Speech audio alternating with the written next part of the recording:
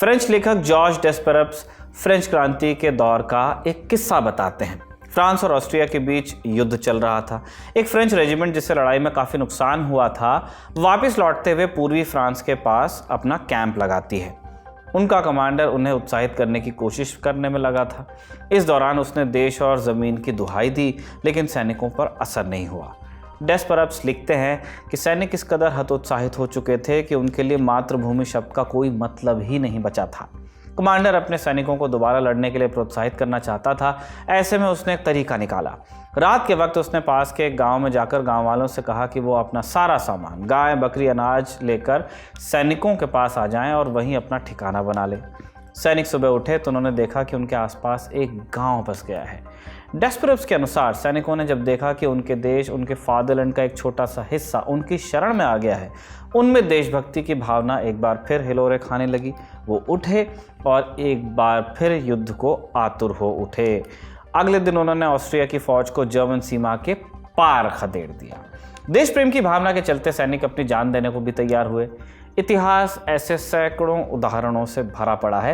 हालांकि इस भावना से जुड़ा एक ऐसा सवाल भी है जिसके बारे में एक आम आदमी शायद ही कभी सोचता हो। सवाल ये कि देश आखिर होता क्या है? क्या कोई देश सीमाओं से घिरी एक ज़मीन बस है, या लोगों का एक समूह है, या इन दोनों का मिला जुला स्वरूप? इन सवालों पर इतिहासकारों और समाजशास्त्रियों ने लंबे समय तक बहस की। ऐसी बहस आम जीवन में संभव नहीं, इसलिए हम इस्तेमाल करते हैं सिंबल का, जैसे तिरंगा, राष्ट्रगान, राष्ट्रगीत। ये सारे सिंबल इसीलिए बनाए गए ताकि इन्हें देखकर लोगों में राष्ट्र की भावना प्रबल हो। आप गौर करेंगे तो पाएंगे कि ऐसे तमाम सिंबल्स जो होते हैं निर्जीव होते हैं। कभी किसी जिंदा व्यक्ति को देश का सिंबल नहीं बनाया जाता या नहीं बनाना चाहिए, क्योंकि जानकार बताते हैं कि इससे व्यक्ति पूजा का खतरा रहता है। इसके बावजूद चूंकि देश प्रेम एक बहुत सजीव भावना है, इसलिए कई बार देश को भी एंथ्रोपोमॉर्फाइज कर दिया जाता है, यानी उसे एक मानवीय स्वरूप दे दिया जाता है। इसी का नतीजा है कि भारत को भारत माता कहा जाता है। भारत माता कौन है? भारत माता को एक प्रतीक के रूप में दिखाए जाने की शुरुआत कैसे हुई, जानेंगे कहानी आज के एपिसोड में। नमस्ते, मैं हूं निखिल और आप देख रहे हैं तारीख, जिसमें आज कहानी भारत माता की।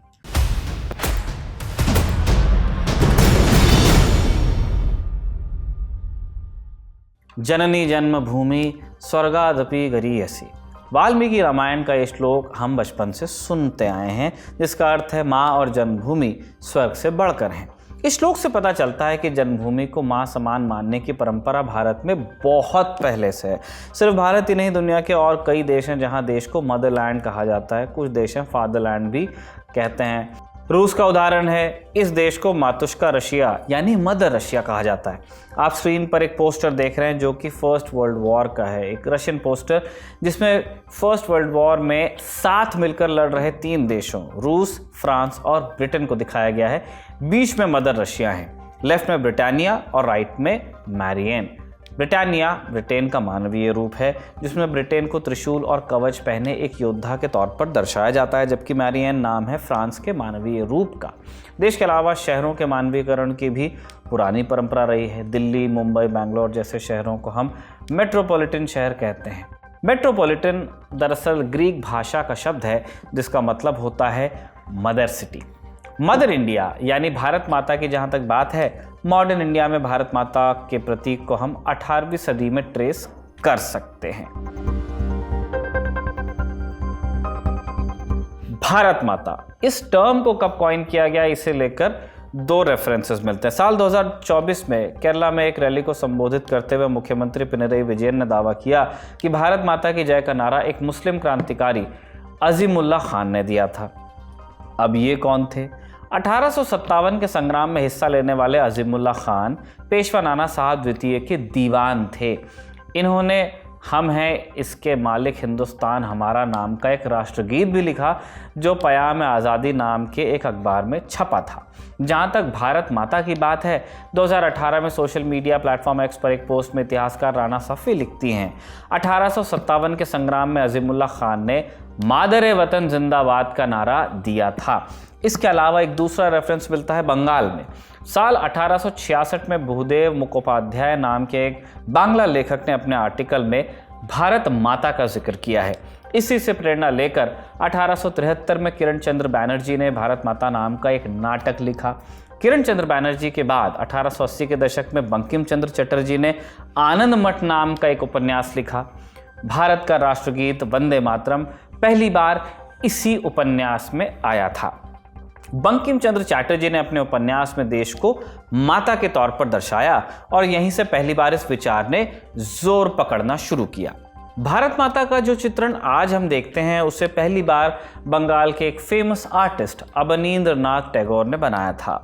अवनींद्रनाथ गुरुदेव रविंद्रनाथ टैगोर के भतीजे थे और भारत माता की पहली तस्वीर उन्होंने 1905 में बनाई थी।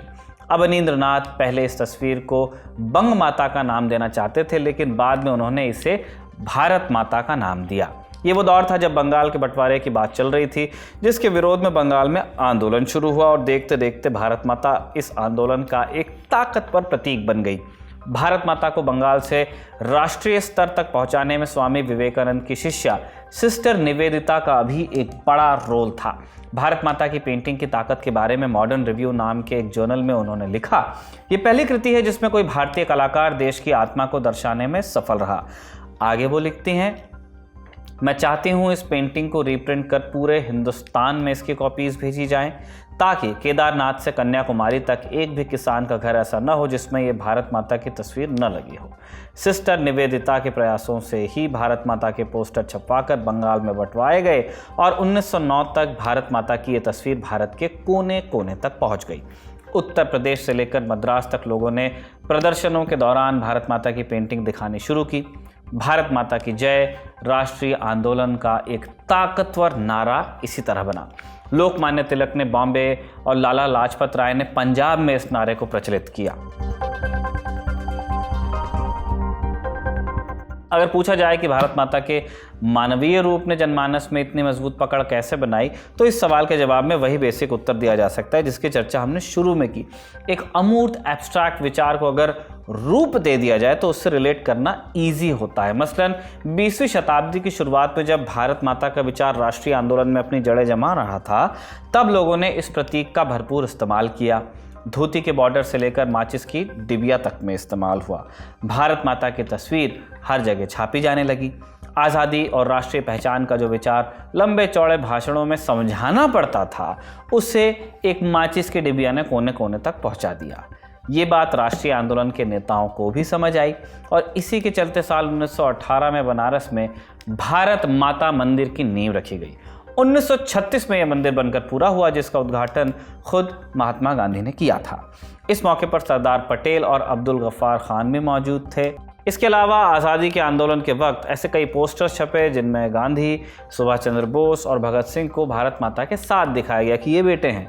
अपनी आत्मकथा में नेहरू लिखते हैं कि कितनी दिलचस्प बात है कि आप देश को मानवीय रूप दिए बिना नहीं रह पाते, इसलिए भारत से भारत माता बन गई। इसने हजारों लाखों लोगों में देश प्रेम की भावनाएं जगा दी। भारत माता कौन है? इस सवाल का जवाब अलग अलग लोगों ने अपने अपने तरीके से दिया है। मसलन नेहरू इस सवाल के जवाब में कहते हैं, बेशक ये पहाड़ और नदियां, जंगल और मैदान सबको बहुत प्यारे हैं, लेकिन जो बात जानना सबसे ज़रूरी है वो ये कि इस विशाल भूमि में फैले भारतवासी सबसे ज़्यादा मायने रखते हैं। भारत माता यही करोड़ों करोड़ जनता है और भारत माता की जय उसकी भूमि पर रहने वाले इन सब की जय है।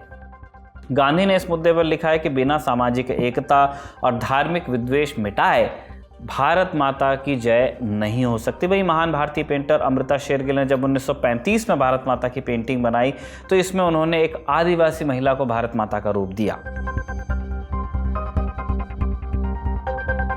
जैसे हमने पहले बताया, देश को मानवीय रूप देने का चलन दुनिया के तमाम देशों में। अधिकतर देश नेशन को मदरलैंड की संज्ञा देते हैं। हालांकि कुछ देश ऐसे भी हैं जहां फादरलैंड शब्द का इस्तेमाल होता है। मसलन पाकिस्तान का आइडिया देने वाले सबसे पहले लोगों में एक रहमत अली थे। इन्होंने जब 1933 में अलग देश का विचार रखा तो उन्होंने अपनी किताब को टाइटल दिया पाकिस्तान द फादरलैंड ऑफ पाक नेशन। इसी तरह हिटलर की नाची सत्ता के दौरान जर्मनी को फादरलैंड कहा जाता था और नाची पार्टी अपने प्रोपेगेंडा में इस शब्द का खूब इस्तेमाल करती थी। अब देश को मानवीय रूप देने का जो ये चलन है उसके कुछ अपवाद भी हैं। मसलन अमेरिका। आप गौर करेंगे कि अमेरिकी लोग देश को मदरलैंड या फादरलैंड कहने से बचते हैं। एक किस्सा आपको बता देते हैं। सितंबर 2001 में जब अमेरिका में आतंकी हमला हुआ, ट्विन टावर्स गिरे, सरकार ने राष्ट्रीय सुरक्षा के लिए नया मंत्रालय बनाया जिसे डिपार्टमेंट ऑफ होमलैंड सिक्योरिटी का नाम दिया गया। तब इस नाम होमलैंड को लेकर कुछ लोगों ने ऐतराज़ जताया। रिपब्लिकन पार्टी के नेताओं के भाषण लिखने वाली पैगी नूनन ने एक आर्टिकल में लिखा, मैं उम्मीद करती हूं कि जॉर्ज बुश सरकार डिपार्टमेंट ऑफ होमलैंड सिक्योरिटी का नाम बदलने के बारे में सोचे, क्योंकि होमलैंड एक अमेरिकी शब्द नहीं है और इस शब्द का नाज़ी जर्मनी से गहरा रिश्ता रहा है। इसी किस्से के साथ तारीख के इस दिलचस्प एपिसोड को हम कंक्लूड करते हैं। इसे कमल ने लिखा और आलोक ने रिकॉर्ड किया। आप देखते रहिए दी लल्लन टॉक।